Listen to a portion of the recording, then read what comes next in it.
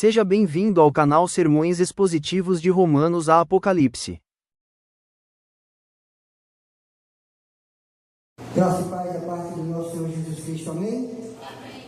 Nós vamos hoje, meus amados, estudar um versículo da palavra do Senhor.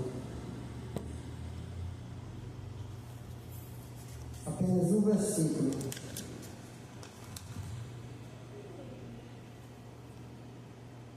Que se encontra no livro de Mateus,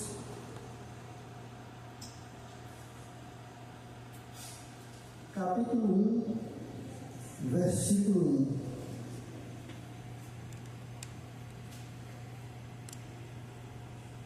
1. Apenas um versículo. Os irmãos encontraram?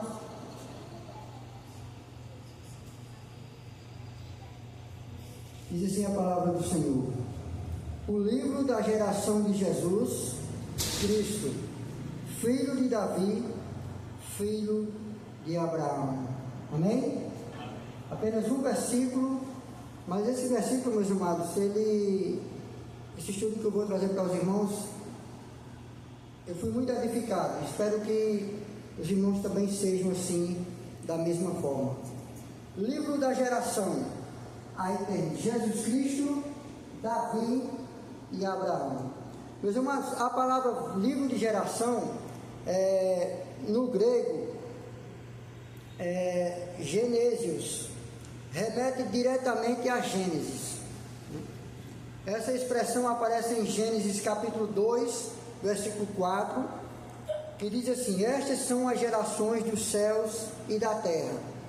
E também em Gênesis capítulo 5, versículo 1, que diz assim: este é o livro da geração de Adão. Mateus está dizendo aqui, quando ele fala do livro da geração, que assim como Adão mostra uma geração carnal, né, o livro de Gênesis mostra a geração carnal, com a família de Adão, Mateus vem mostrar aqui agora uma geração diferente, uma geração espiritual, nascido de Jesus Cristo. Então, assim como em Gênesis nós temos uma geração carnal, em Mateus nós vamos estudar sobre uma geração espiritual. 2 Coríntios capítulo 5, versículo 17, diz assim: se alguém está em Cristo, nova criatura é. Então é uma geração espiritual, uma geração nova. Nós que fazemos parte dessa geração, meus amados, que somos chamados de Igreja do Senhor, nós fazemos parte da geração espiritual de Deus. Assim como Adão e Eva fizeram parte da geração carnal, porque eles caíram e por causa deles entrou o pecado no mundo. João capítulo 1, versículo do 1 ao 3 e até o 14 diz assim: Cristo é o verbo por meio do qual todas as coisas foram criadas, e agora ele se fez carne. Então Cristo Jesus é o verbo, é a palavra, e é por ele que tudo foi criado, e agora ele se faz carne para dar vida a uma nova geração, uma geração daqueles que são espirituais, da quais nós fazemos parte. Amém? Romanos capítulo 5, do versículo 14 ao 19, diz assim: Adão trouxe a morte, mas Cristo trouxe a vida eterna. Então nós temos Gênesis com a geração da carne, da geração carnal, e nós temos Mateus agora trazendo uma nova geração, uma geração espiritual, uma geração daqueles que foram resgatados, se tornaram uma nova criatura em Cristo Jesus, que é sobre ele que é fundamentada todas as coisas. E agora nós vamos falar de Jesus Cristo, o nome e o título do Salvador.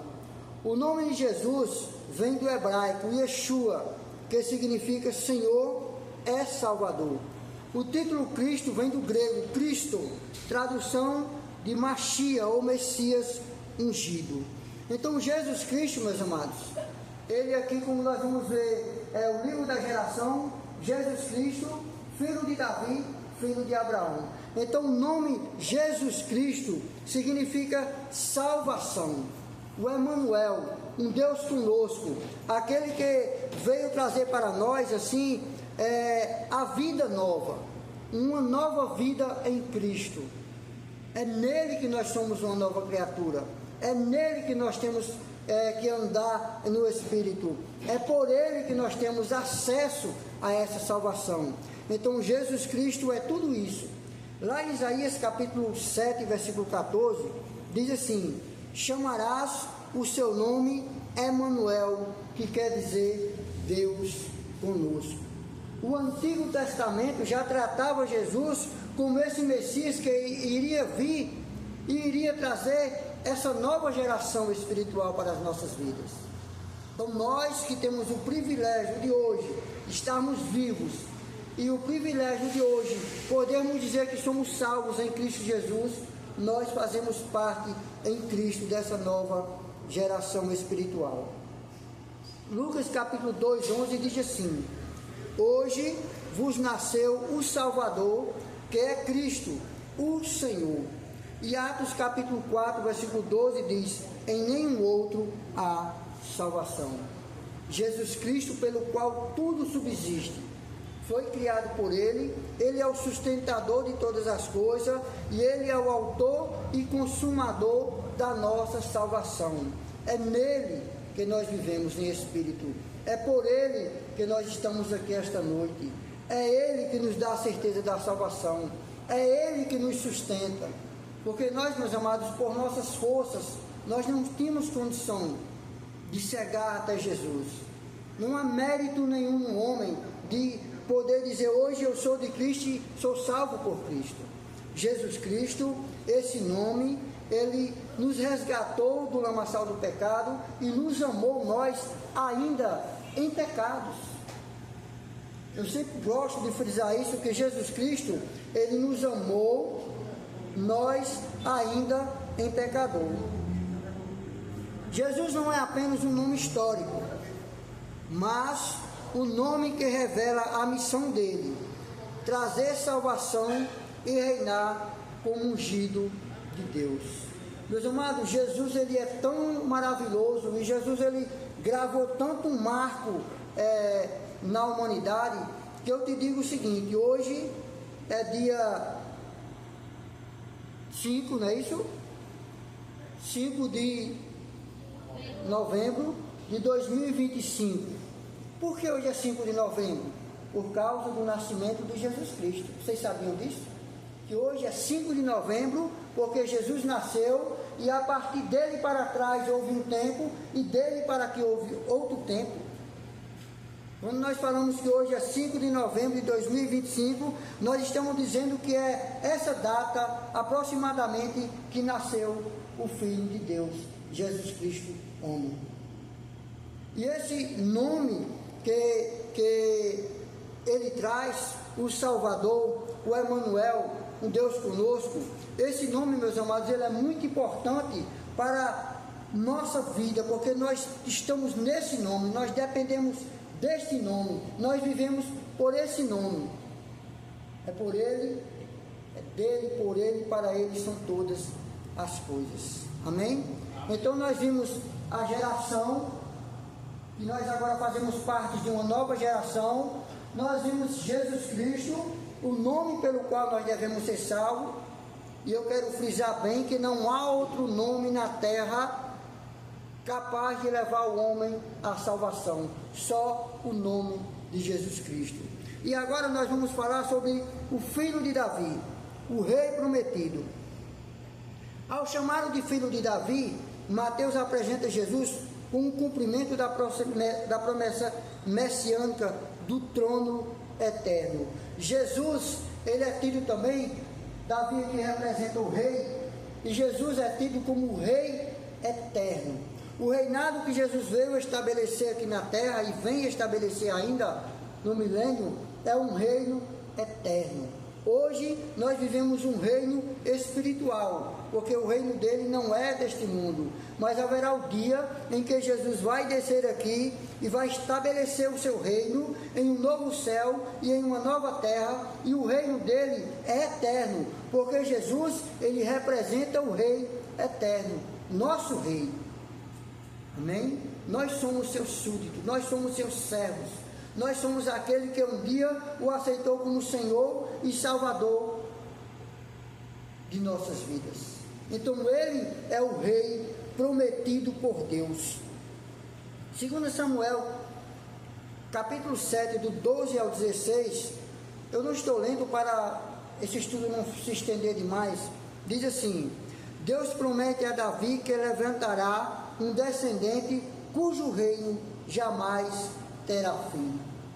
Nós vimos na história de Israel, quando o povo pede um rei, e primeiro veio Saul, e Saul foi um rei que lutou muito. Deus estabeleceu o reinado dele para sempre, mas ele comete um grande erro. Saul estava diante de uma grande batalha, e o profeta falou para ele assim: olha, Saul, daqui a 7 dias eu vou vir aqui para sacrificar e apresentar a Deus ofertas de holocausto, para que ele nos dê vitória sobre esta batalha. E o profeta saiu, e por Saul, por Saul ter medo do povo se espalhar, abandoná-lo, porque a batalha estava chegando mais próximo, e o profeta não chegava para sacrificar a Deus. O que foi que Saul fez? Quebrou um princípio para não perder no povo, porque o povo estava indo embora. Então ele perdeu um princípio e ele mesmo sacrificou animais, algo que não era para ter feito. E por causa disso, o profeta Samuel chega e diz assim: Saul, Deus hoje tira de você o teu reino. Então Davi vem como um rei prometido, um rei segundo o coração de Deus, um rei que era aquele esperado que Deus ia enviar. E Jesus Cristo aqui, ele representa esse rei, um rei que é filho de Deus, o rei que vai estabelecer o seu reino eterno, mas um rei que ele é perfeito. Salmo 89, do 3 ao 4, diz assim: fiz aliança com o meu escolhido e confirmarei para sempre o teu reino. O único reino que vai ser para sempre, meus amados, vai ser o reino de Jesus Cristo. E todo aquele que se encontrar não digno, mas pela misericórdia de Deus, apto pela salvação, pela misericórdia, de entrar nesse reino, vai poder usufruir de uma glória eterna ao lado de Jesus. Amém? Meus amados, esse mundo, apesar das coisas que nós temos, do ar-condicionado, de um som bom, dos bancos bem confortáveis na nossa igreja, mas nós não devemos esquecer que esse mundo jaz no maligno, não devemos esquecer que esse mundo está no pecado, não devemos esquecer que a desigualdade social, a desigualdade está absurdamente grande lá fora. O desamor é pai matando filho, filho matando pai, é roubo, é o desconforto, é guerra. E aí nós não podemos amar este mundo, não podemos compartilhar com essas coisas que estão acontecendo, porque não é o propósito de Deus. O reino de Jesus Cristo é um reino de paz, um reino de gozo, um reino, meus amados, onde nós vamos estar lá com um corpo incorruptível de glória. Não vamos ter dor, não vamos adoecer, não vamos ter tristeza. Então a nossa labuta do dia a dia aqui, seja no sofrimento, seja no trabalho, seja na escola, seja nos colegas, mesmo que seja num lazer, nós temos que colocar em mente que nós somos servos de um reino que vai ser estabelecido. E nós não pertencemos a esse mundo. Por isso que muitas vezes nós sofremos algumas afrontas aqui, porque nós não pertencemos aqui.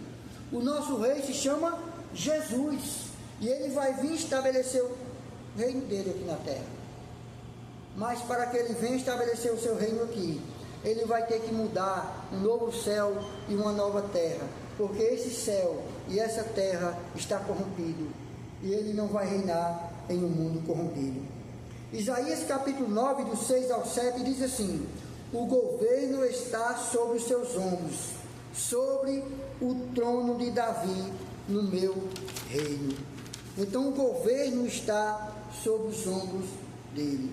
E Lucas capítulo 1, do 32 ao 33, diz assim: o anjo Gabriel diz que Jesus herdará o trono de Davi.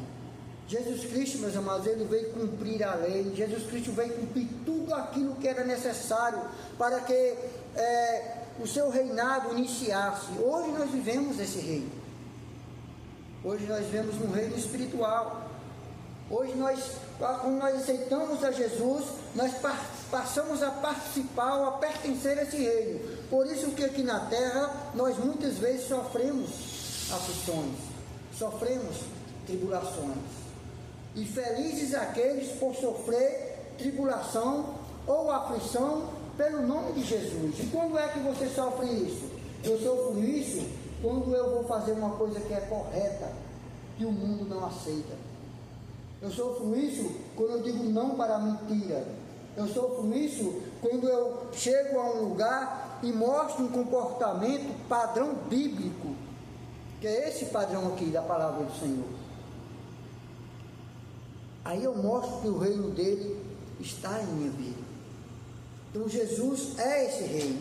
Jesus é o rei legítimo, o descendente prometido de Davi, que veio estabelecer o reino de Deus, não político, mas espiritual e eterno. E eu quero dizer para os irmãos que a igreja de Deus, ela tem um papel peculiar nesse reino. A Bíblia diz que Deus vai vir arrebatar o seu povo, e nós vamos participar de uma boda, e nessa boda Jesus Cristo ele vai colocar em nós a sua mente. Nós vamos ter a mente de Cristo, e a Bíblia diz que quando ele vier para estabelecer o reino dele aqui na terra, que vai ser um novo céu e uma nova terra, nós, meus amados, nós, a igreja, vamos trabalhar nesse reino de Deus. Que maravilha! Então Jesus Cristo é o reino, Rei eterno. O quarto ponto da nossa palavra diz assim: filho de Abraão, as bênçãos às nações. O que quer dizer filho de Abraão? Quando Mateus aqui falou filho de Abraão, Mateus vai lá para Abraão. O que aconteceu com Abraão? Mateus mostra que Jesus é o cumprimento da promessa feita a Abraão, de que em sua descendência todas as nações seriam abençoadas. Então veja só como Mateus foi rico nesse primeiro versículo. O livro da geração falou sobre a geração espiritual. Jesus Cristo, o nome que é sobre todo o nome, filho de Davi, o rei eterno, e agora filho de Abraão. Quando Mateus fala Jesus filho de Abraão, ele quer dizer que está cumprindo o que Jesus falou para Abraão. O que foi que Jesus falou para Abraão? Abraão, sai da tua terra, da tua parentela, vá para um lugar que eu te mostrarei. E Abraão, eu abençoarei quem te abençoar, e amaldiçoarei quem te amaldiçoar. E em ti, Abraão, será bendita todas as famílias da terra. Meus amados, hoje nós vivemos o cumprimento dessa promessa de Jesus feita a Abraão. Jesus, como descendente de Abraão, ele cumpre, porque nós somos brasileiros, considerados gentios. Em ti serão benditas todas as nações, todas as famílias da terra. Então hoje nós somos benditos de Jesus por causa da promessa que ele fez lá a Abraão. E Jesus foi o cumprimento dessa palavra, desta promessa. Hoje eu posso dizer a você que eu sou bem-aventurado. Lá na China, pessoas que aceitam a Jesus podem dizer também: todas as nações através de Jesus Cristo, porque foi Deus que prometeu para Abraão: em ti serão benditas todas as famílias da terra, todas as nações da terra. Gênesis capítulo 12, 3. Foi o que eu falei para os irmãos. Gálatas 3,16 diz: a promessa foi feita a Abraão, a sua descendência, a qual é Cristo Jesus. Então Jesus foi esse cumprimento da promessa que Deus fez a Abraão. João capítulo 8, versículo 56 diz assim: Abraão exultou por ver o meu dia, e viu e alegrou-se. Interessante que a palavra de Deus, ele em João vai falar que Abraão viu o dia de Jesus. E alguns teólogos dizem que foi quando Abraão foi sacrificar Isaac, seu filho, lá no Monte Moriá, e ali ele viu Jesus Cristo, o dia de Jesus Cristo. Então Jesus foi o cumprimento da promessa feita a Abraão. Jesus é a bênção prometida a todas as nações, o cumprimento da aliança abrâmica em Cristo. O Evangelho se estende a judeus e a gentios. Então, por isso, meus amados, hoje nós temos acesso ao Evangelho, porque uma promessa foi feita e Jesus cumpriu essa promessa. Amém?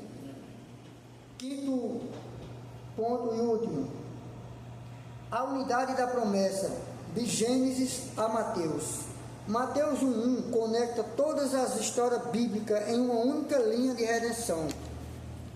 Por exemplo, Gênesis começa com a criação e a queda.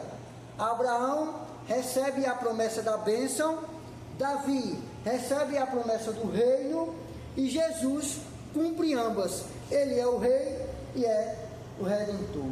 Por isso que Mateus, quando ele traz esse texto aqui, meus amados, para os judeus, tudo isso que eu estou falando para os irmãos, os judeus só em ler esse trecho já entendia isso.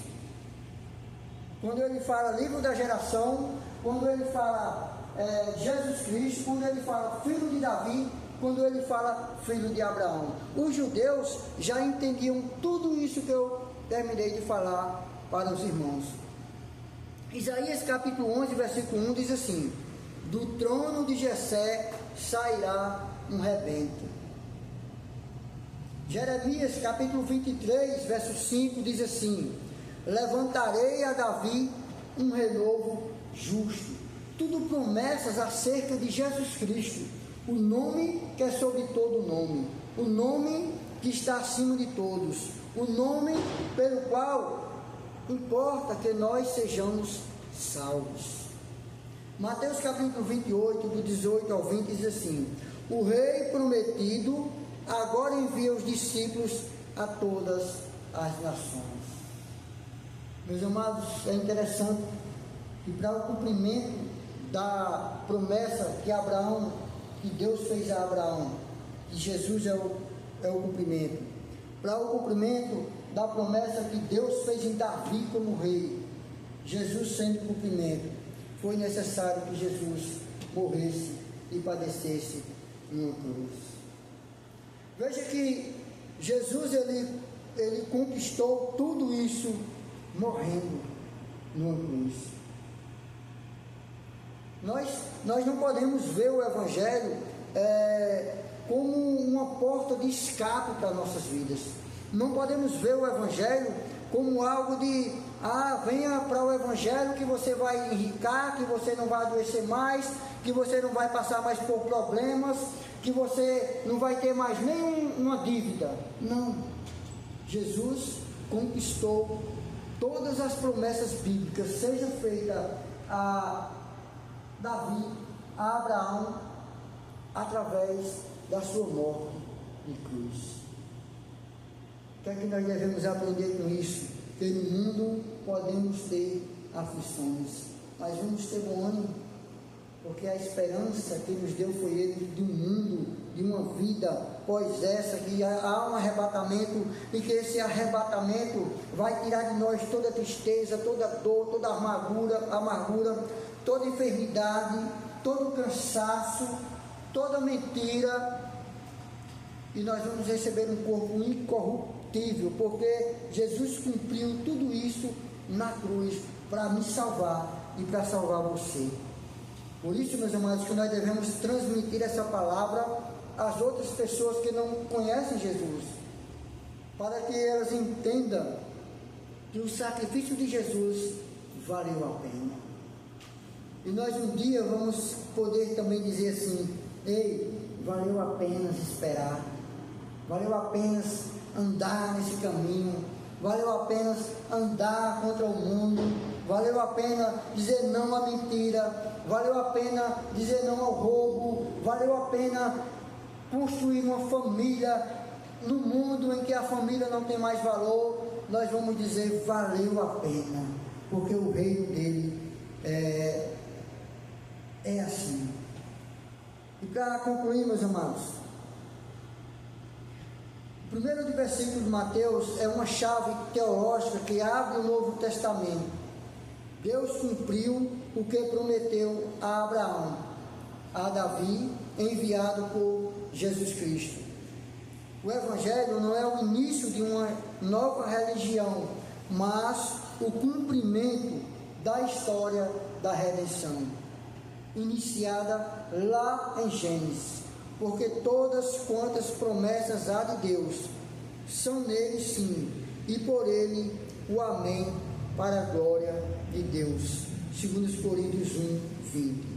Meus amados, Jesus, ele é perfeito, e o plano de Jesus para a salvação também é perfeito. O plano de Jesus para a nossa redenção também é perfeito. O caminho de Jesus também é perfeito. Jesus é suficiente. Jesus, ele é o autor e consumador do plano da salvação que fez-nos hoje estarmos aqui. E nós nunca devemos, meus amados, perder dois princípios. Primeiro, ser grato a Deus. Se você não faz isso diariamente, a partir de hoje faça. Lembre-se desses dois princípios. Primeiro, ser grato a Deus. E segundo, glorificar a Deus. Nós temos que ser grato, agradecer a Ele pela salvação, agradecer a Ele pelo dia, agradecer a Ele pela família, agradecer pelas misericórdias dEle, agradecer pela salvação, pela certeza da salvação, pela palavra. E o segundo princípio, devemos engrandecer, adorar, louvá-lo, dizer que Ele é maravilhoso, santo, puro, eterno, um Deus que provê. E é nele, e é dele, e é por ele que nós hoje estamos aqui. Amém, meus amados? Que Deus nos abençoe. Toda honra, toda glória, todo louvor pertence a esse Deus maravilhoso.